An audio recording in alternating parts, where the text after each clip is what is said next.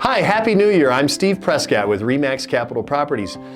A lot of people have been asking what this real estate market's going to be like, so I wanted to come up with 4 great questions that we keep getting asked a lot in the real estate industry. So, the first one is how many homes sold in 2022 compared to 2021? So, for 2021 we had 2,271 homes, and for 2022, 1,819. Those are some fast numbers for you. However, that is a 20% decrease. So that's real interesting, 20% fewer homes sold in this last year. Obviously, we have a recession going on, and that can kind of show you what's happening there. Did property values increase or decrease last year? That's a question we get asked a lot. So our average home price in 2021 was $364,000. In 2022, it was $405,000. That's actually an increase of 11%. So it really seems like there's a disconnect there. And we're still working on figuring that out. What we're seeing right now is that homes are staying on the market longer, especially the homes that were listed mid-year and into August.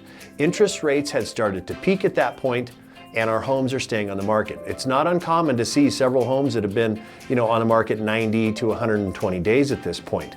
But what's interesting is seeing some of the sold data, we're not actually dropping on property values, at least from the data that shows right now through our multi-list.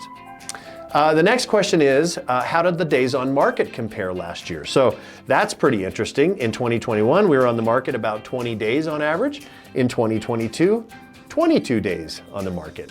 So really almost the same, but just with fewer homes being sold. Now, like I said earlier, I really do think we're going to have some new data that's coming out in this first quarter of 2023 that's going to give us a good reflection of our slowdown, because we do definitely have a slowdown in the real estate market. But overall, I really don't think that we're going to have a ton of property prices dropping.